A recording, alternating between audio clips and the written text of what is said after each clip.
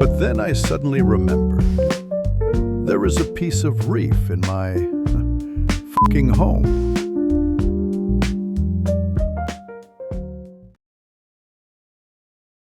No dzień dobry, to może skończymy to słuchanie Tiesta i przejdziemy do dzisiejszego tematu.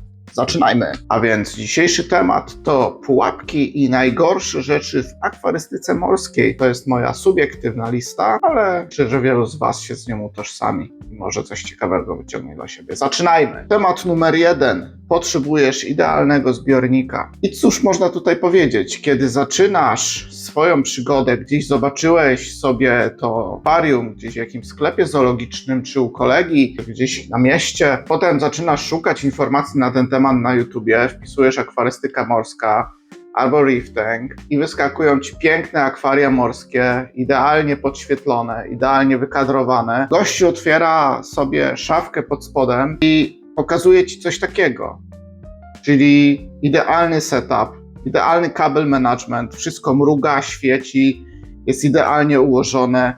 Widzicie tutaj jakiś backup za 2000, tutaj widzicie jakieś pompy dozujące za 10 000, tutaj jakiś drogi odpieniacz, który pewnie kosztuje z 5-6 koła i po prostu myślicie sobie, kurwa, no próg wejścia jest taki, że no nie da rady, nie wejdę w to, bo nie stać mnie na to. Tak się właśnie kończy droga wielu z początkujących akwarystów, którzy nawet naprawdę nie byli tymi akwarystami, bo zadajcie sobie pytanie, czy najważniejsze jest ten cały kabel management, drogi sprzęt, kolorowe światełka, idealnie wszystko ułożone i zaprojektowane, z wysokiej jakości materiałów i tak dalej, czy po prostu działające rozwiązanie, które może wygląda tak. Tutaj sobie zobaczcie urywek z mojego innego nagrania, w którym pokazuję, jak wygląda mój setup, a jednocześnie możecie sobie zobaczyć teraz przód mojego akwarium i zobaczcie zdrową skałę, zdrowy piasek, zdrowe zwierzęta i koralowce i też się to wszystko kręci, nie? A więc nie jest najważniejsze to. Nie jest najważniejszy drogi setup. Temat numer 2, czyli opieranie się i swojej wiedzy na polskich grupach i forach. Ja już o tym mówiłem w jednym z filmów, ale się troszeczkę powtórzę, ponieważ dla mnie osobiście bardziej odwodziło mnie to od hobby niż przyciągało. Czyli właśnie arogancja, myślenie o tym, że wszystko co ja wiem, jeśli chodzi o tego, nie wiem, użytkownika forum polskiego jest najważniejsze i najlepsze. A ja Was zachęcam, żebyście sobie całkowicie dali spokój z tym. Ja wiem, że może trochę sram do swojego gniazda i sam nagrywam na polskiego YouTube'a i po polsku, ale ja też jakby nie silę się na jakieś uczenie Was konkretnej rzeczy, jak macie coś robić, tylko bardziej Was chcę nauczyć, jaki mindset przyjąć. Natomiast jeśli sobie zobaczycie na YouTube amerykański, czy inne jakieś zagraniczne kanały anglojęzyczne, to tam hobby jest już na zajebiście dojrzałym poziomie i oni tam wiedzą, co robią i dopuszczają wiele różnych rozwiązań, czasem na jeden temat. Droższe, tańsze, jak chcecie. Wiadomo, że droższe będzie wygodniejsze, będzie szybsze, ale nie znaczy, że to jest jedyne rozwiązanie i to nie znaczy, że można coś zrobić ręcznie i też będzie spoko i też będziecie zadowoleni. A czasem, kiedy robicie coś sami i wiecie, że przemyśleliście temat od A do Z, to może się okazać, że jest to dla Was bardziej satysfakcjonujące na koniec, co dla mnie w wielu przypadkach było. Trzecim tematem dzisiaj jest nieakceptowanie zmian. Dlaczego uważam, że to jest złe? No, zobaczcie sobie, jak powinno prosperować życie na rafie koralowej, takiej prawdziwej. Tam macie cały czas jakąś zmianę. Jedne zwierzęta zastępują drugie. Macie ogromny ruch wody, macie światło, macie całą tą biologię, mikrobiologię, macie pozytywne organizmy, negatywne, ale one przez to właśnie zróżnicowanie, przez to, że na jednego drapieżnika znajdzie się drugi, to, że jedna bakteria wyprze drugą, ale ta trzecia wyprze tą czwartą i tak dalej, to wszystko się zaczyna łączyć w jakieś łańcuchy i zaczyna być stabilne. Dążę tutaj tylko do tego, że jeśli nie zakładacie zmiany jako elementu tego hobby, no to się przejedziecie. A co musicie zmieniać? Musicie tak naprawdę zmieniać wszystko i dostosowywać to. Chociażby położenie koralowców na skalę. To nie jest tak, że jak raz przykleicie tam koralowca, to jest jego miejsce, które już będzie takie do końca świata, nie? Właśnie chodzi o to, że jeśli macie wasz system cyrkulacji, obserwujcie, gdzie który koralowiec tak naprawdę najlepiej się czuje. Czy na przykład akropory właśnie bliżej środka, tam gdzie jest najwięcej turbulencji, jakieś cynariny, które potrzebują mniejszy przepływ, ale też dobre światło, gdzie taki punkt znaleźć w waszym akwarium. Przenosicie jeden koralowiec z jednego miejsca w drugie i właśnie to przenoszenie skutkuje tym, że na koniec będziecie mieć te koralowce właśnie w jakiejś takiej symbiozie, będą się czuły i nawet jak macie zmieszaną obsadę koralowcową, macie SPS-y, LPS-y, to ostatecznie jesteście w stanie względny komfort im zapewnić, tak? I nie mówię tylko o koralowcach, tak? Wszystko musicie zmieniać. Musicie dostosowywać światło, możecie zmieniać sól z lepszej na gorszą, z lepszej na jakiś inny rodzaj, który wam odpowiada bardziej składem, tak? Czy zmieniacie obsadę, jeśli chodzi o ryby, o ślimaki, o skorupiaki, coś dodajecie, to coś odejmujecie, tak? Czy nawet taka rzecz jak przedmuchanie skały pipetą, wiecie? Wydmuchujecie jakiś detrytus zaległy, którego nie są w stanie na przykład wyczyścić wasze kraby czy ślimaki. I właśnie o taką zmienność chodzi. Czyli jeśli nie wpisujecie, czyli o taką zmienność chodzi właśnie, żeby ta zmiana to była naturalna kolej rzeczy, którą zakładacie. Czyli nic, co raz ustawicie, nie jest na zawsze. No i to tak naprawdę powinno zwiększać waszą zajawkę, bo macie pole do rozkminy zmian kosztowych lub bezkosztowych. Nie? Temat numer 4, czyli pośpiech. Nie trzeba tutaj tłumaczyć, że pośpiech jest niekorzystny w zasadzie w większości rzeczy, które robicie w życiu. Natomiast akwarystyka morska jest jeszcze takim wybitnym przykładem, kiedy ten pośpiech w 95% przypadków prowadzi do czegoś złego. Chcę tu dać takich kilka przykładów z mojego doświadczenia, gdzie ja poprzez swój pośpiech właśnie dokonałem czegoś złego, coś zniszczyłem, jakieś zwierzę przez to ucierpiało. Na przykład, kiedy zaczynałem swoją przygodę z akwarystyką, to był taki moment, że zacząłem sobie mierzyć różne parametry wody i patrzę, pH mam 7-8, nie? No i zacząłem sobie digować temat, pomyślałem sobie, kurczę, jak podnieść to pH, nie? No i generalnie dobra filtracja, KH na odpowiednim poziomie powinno wam trzymać to pH w odpowiednim stanie. Natomiast ja przez tą właśnie swoją taką niecierpliwość na początku postanowiłem sobie, że spróbuję dodać sody oczyszczonej, bo słuchajcie, wyczytałem, że soda oczyszczona podnosi pH. I co? Dodałem troszeczkę tej sody oczyszczonej i nic. I generalnie pH nie ruszyło z miejsca. Więc zamiast poczekać, ja jeszcze tego samego dnia dałem kolejną łyżeczkę i kolejną i kolejną. Na drugi dzień patrzę, pH się podniosło, nie? I faktycznie pH mi wskoczyło wtedy, pamiętam, na 8,3 albo nawet 8,4. Tylko zmierzyłem sobie też jeszcze jeden parametr. Zmierzyłem sobie alkaliczność i okazało się, że soda oczyszczona podnosi także diametralnie alkaliczność. I był taki moment, kiedy odczyty pokazywała mi KH powyżej 20. Więc ja się wtedy dość mocno przestraszyłem i od razu jakieś duże podmiany wody dokonałem. No ale to poskutkowało tym, że SPS-y, które miałem wtedy w zbiorniku, wyzionały ducha. Co jeszcze mam na myśli, jeśli chodzi o pośpiech? Pewno introdukcja zwierząt i koralowców, kiedy startujecie zbiornik. Mi nikt tego nie tłumaczył w taki sposób, że to skała i piasek i ceramika także w waszym akwarium to jest taka platforma, do której przynosicie życie i która jest bardziej ważna na początku niż tak naprawdę to, jakie macie koralowce czy zwierzęta w akwarium.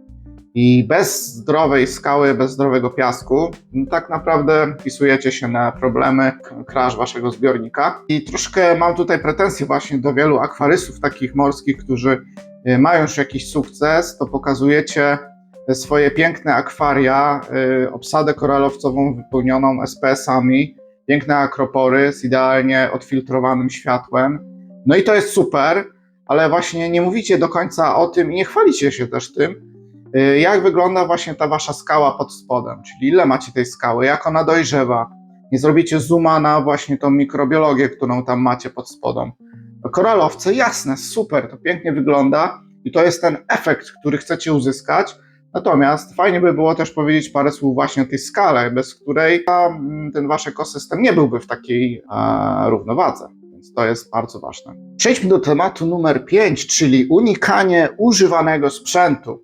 Dlaczego uważam, że jest to złe i czemu to jest też troszeczkę taka pułapka. Przez te parę lat, które jestem w hobby, zauważyłem, że większość sprzętów to są tak naprawdę bardzo proste urządzenia, wykluczając jakieś lampy bardzo drogie, których nie jesteście w stanie sobie ręcznie naprawić czy wymienić tych świateł i których serwis może być drogi. To o tyle wszelkiego rodzaju jakieś pompy, cyrkulatory, jakieś nawet grzałki czy odpieniacz, którego tak naprawdę korem też jest pompka po prostu. To są urządzenia, które z reguły nie powinny się psuć. Jeśli je dobrze serwisujecie, czyścicie na bieżąco i tak dalej, to nic z nimi się nie powinno dziać. A nawet jeśli się wydarzy, jeśli widzicie, że gdzieś tam spada wam performance takiej pompki, na przykład cyrkulatora, to warto sprawdzić na początku, czy nie macie jakichś części zamiennych dostępnych w internecie, bo czasem wymiana takiego wirnika to jest naprawdę, wiecie, parę minut, a możecie sobie zaoszczędzić parę stówek po prostu poprzez to, że sami sobie to naprawicie. Co jeszcze? Nie bójcie się używanego sprzętu też z internetu. Wiadomo, że możecie się naciąć na jakiś scam, ale z reguły ludzie, jeśli podają informację, że sprzęt jest sprawny, ale używany, to wiecie, zawsze macie możliwość tego to odesłać albo oddać, albo coś w tym stylu, przynajmniej w większości przypadków. I tak samo, możecie zaoszczędzić sobie kupę kasy, zwłaszcza kiedy startujecie coś, jesteście na początku drogi, albo macie ochotę na przykład zastosować coś nowego, ale widzicie, że nowe kosztuje tam niebotyczne pieniądze, a macie używaną wersję tego w internecie, że wam jest to niepotrzebne na końcu. Także zachęcam was do tego, żeby się nie bać używanych sprzętów. No i to też nie jest tak, że jak coś podłączycie po nowego, to wam to natychmiast, nie wiem, zabije całe życie. Wiadomo, że jak wkładacie coś nowego do akwarium, to trzeba to monitorować i sprawdzać, że warto to robić, po prostu żeby zaoszczędzić trochę pieniędzy. Temat numer 6, troszeczkę kontrowersyjny, brak kwarantanny. Czy ktoś z was, albo czy kogoś znacie, kto utrzymuje drugi zbiornik tylko po to, żeby mieć możliwość kwarantannowania zwierząt? No właśnie. I nawet spotkałem się z opinią taką w sklepie, dość dużym sklepie w Krakowie, jeśli chodzi o akwarystykę morską, z taką kpiną, że kiedy chciałem sobie założyć taki zbiornik kwarantannowy, albo po prostu mówiłem, że chcę małe akwarium do kwarantanny, jakieś sprzęty do tego podstawowe potrzebuję, to spotkałem się z takim, wiecie, oburzeniem, że jak to, ale to musi pan akwarium drugie utrzymywać po to w takim razie, nie, że to niepotrzebne jest. Albo, że na grupach piszą, że no przecież w sklepach akwarystycznych po to mają to wszystko, te akwaria, ten cały sprzęt, utrzymują przy życiu te ryby tam, żeby właśnie je tam kwarantannowali i że ty się już nie musisz niczym przejmować, kiedy przynosisz takie ryby do swojego zbiornika, nie? Słuchajcie, ja myślę, że tutaj to był jeden z większych bottlenecków takich mojej akwarystyki morskiej, kiedy właśnie też przez taki pośpiech, niecierpliwość nosiłem jakąś rybę, jakiegoś nowego skorupiaka i w zasadzie tylko aklimatyzowałem go tam, wiecie, kropelkowo, jeśli chodzi o wodę, i wrzucałem do zbiornika. Miałem taki moment, kiedy kupiłem sobie takie dosłownie, tam jest chyba 3 litry wody, taki malutki akwarium, gdzie włożyłem malutką grzałeczkę i mały wirnik i próbowałem utrzymywać te ryby przy życiu, żeby sobie je kwarantannować i uważam, że to było bardzo dobre, zdrowe, nie? Natomiast co tutaj chciałem powiedzieć, jeśli macie duży, drogi zbiornik, gdzie macie obsadę już czasem za parę tysięcy złotych, macie jakieś egzotyczne ryby, macie tej skały trochę, to czy chcecie sobie przynosić jakieś pasożyty i ryzykować i wierzyć na słowo sklepom akwarystycznym? No nie bardzo. No ale teraz pytanie, czy powinniśmy faktycznie utrzymywać drugi zbiornik wodą morską, który tak samo potrzebuje, jeśli ma być w jakiejś stabilności, potrzebuje całego sprzętu, światła, potrzebuje odpowiedniej filtracji. No więc jest to pewien challenge i oczywiście zwiększa to koszty. Według mnie jest na to rozwiązanie. Możecie zrobić sobie coś takiego, że kiedy przynosicie lub planujecie kupić jakieś nowe zwierzęta, czy nawet koralowce, to oprócz tego, że je dekontaminujecie w jakichś tam płynach swoich do dezynfekcji i tak dalej, możecie skorelować ten proces introdukcji nowego życia w akwarium z momentem, kiedy na przykład robicie podmianę wody, tak? I podmieniacie wodę tam 10% i to wam wychodzi 10-15 litrów. Macie taką wodę, która jest dojrzała, która jest w zasadzie wodą prosto z waszego zbiornika, więc jeśli coś przeżyje w tej wodzie, którą z podmianki wyciągnęliście, to raczej też przeżyje w waszym głównym zbiorniku. Co możecie zrobić? Możecie tą wodę zostawić sobie w wiatrze, włożyć tam jakąś podstawową grzałkę z termostatem, jakiś lekki cyrkulator, mały cyrkulatorek, który czasem możecie kupić nawet za 100 zł, po to, żeby po prostu kilka dni nawet potrzymać taką rybę czy koralowca w takim wiatrze. Słuchajcie, no z reguły takie zwierzęta nie pomrą wam od razu, a jesteście w stanie je sobie po różnych porach dnia poobserwować. Jeśli macie możliwość, to zróbcie to w jakimś małym akwarium. Jeśli nie, no to właśnie w takim wiadrze. I żeby takie wiadro było białe, kiedy wrzucicie tam jakieś zwierzę, ono sobie tam żyje, to możecie je poobserwować, poświecić latarką, posprawdzać, czy nie faktycznie nie przynieśliście tam jakiegoś pasożyta, jakiejś choroby. Czasem, kiedy przynosicie koralowca z podstawką i tej podstawki do końca nie wyczyścicie, to się może okazać, że na przykład dopiero po dniu, dwóch coś z tej podstawki jeszcze wylezie. Coś, czego byście nie chcieli, a uwierzcie mi, że jest naprawdę tych chorób i pasożytów sporo. Jakimś cudem ja uniknąłem takich rzeczy. Najprostsza sprawa, macie chyba takie pasożyty, które się nazywają starina. Są takie małe robaki w kształcie rozgwiazdy. One są dość agresywne, jeśli chodzi o niektóre koralowce, potrafią wyrządzać szkody. Macie oczywiście ryby, chyba zebra sama, tak mi się wydaje, jest wielbicielką zjadania tych starin. No właśnie, ale po co to robić? To, co ja wam mówię, czyli wiadro plus grzałka plus pompa, to są jakieś rozwiązania, które nie kosztują dużo jakoś chyba, nie? Jak myślicie, ile taka kwarantanna mogłaby kosztować? Ja myślę, że w 200 zł jesteście w stanie się zmieścić i nikt wam nie każe potem utrzymywać tej wody w tym wiadrze, tylko po prostu po wypuszczeniu tych ryb, po włożeniu ich do zbiornika możecie to wszystko wylać. I następnym razem, jeszcze raz, kiedy planujecie kupno nowego zwierzęcia, to sobie po prostu z powrotem zlewacie trochę tej wody, aklimatyzujecie w tej wodzie i następnie obserwujecie sobie przez kilka dni taki organizm. I myślę, że warto to robić, bo tak jak mówię, ja tutaj bardzo mocno ryzykowałem, nie robiąc tego i była to w wielu przypadkach właśnie moje jakieś lenistwo i taki pośpiech, nie? Też punktu poprzedniego. Dobra, idźmy do następnego tematu. Temat numer 7, czyli za mały zbiornik. Nad tym za bardzo nie chcę się tak rozgadywać jak nad poprzednim tematem, ale powiem to, co jest najważniejsze. Mianowicie, jeśli chodzi o zbiorniki, wyobraźcie sobie pędzący samochód, tak?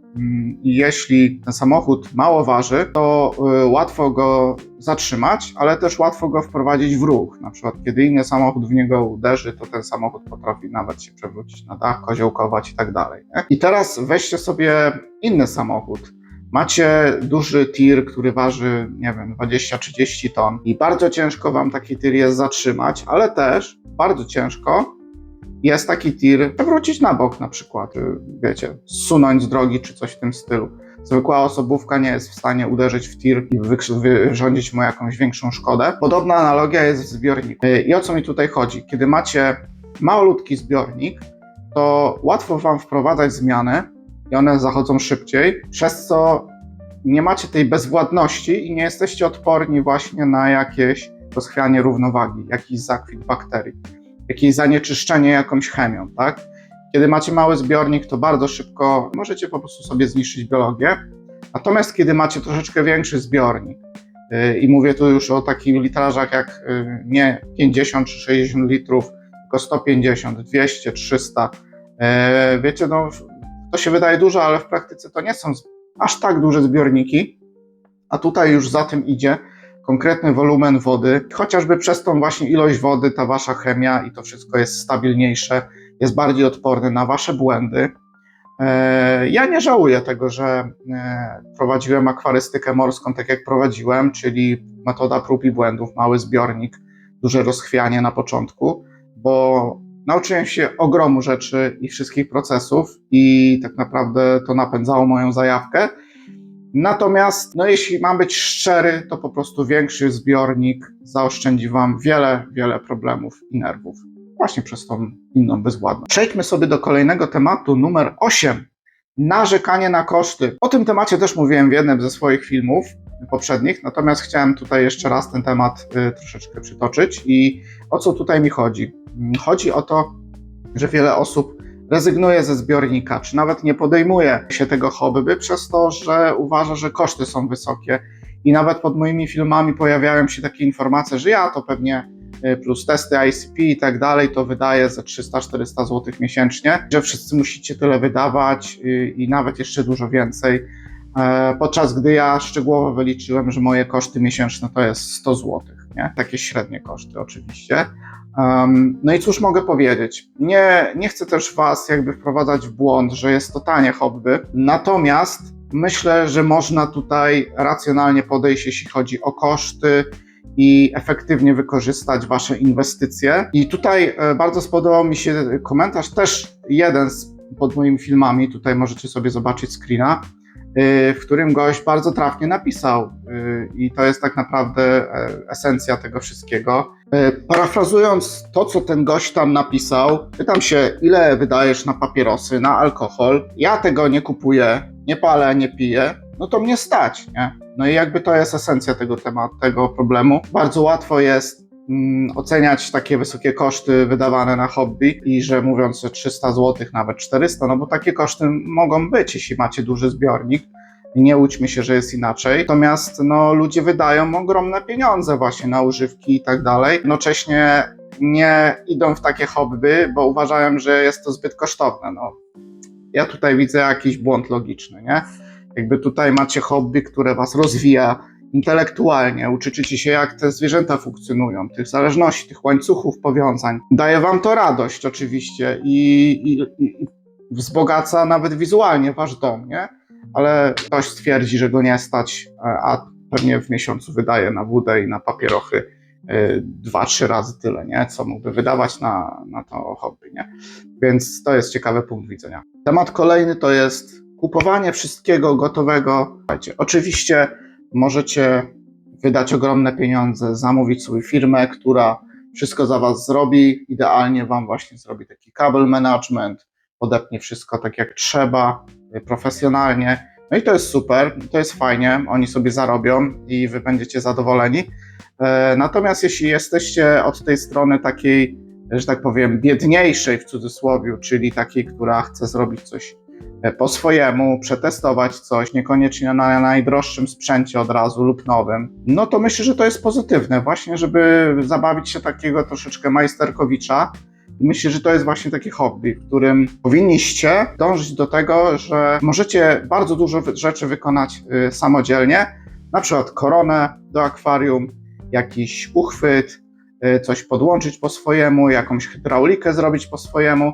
Też nie chodzi o to, żeby otwierać warsztat od razu i kupować narzędzia i wszystko i tak dalej, żeby wytworzyć małą manufakturę, ale dążę do tego, że po prostu wiele rozwiązań i wiele rzeczy nie wymaga czasem nawet kupowania sprzętu, tylko jakiejś drobnej przeróbki. Tutaj gdzieś, gdzie normalnie nie jest przewidziana gąbeczka, to ją wstawicie, tutaj coś uszczelnicie, tutaj dołożycie i można tak naprawdę bardzo fajnie optymalizować sobie swój setup, robiąc wiele rzeczy samodzielnie, więc polecam. Ostatnim tematem dzisiaj jest nieprzywiązywanie wagi do szczegółów.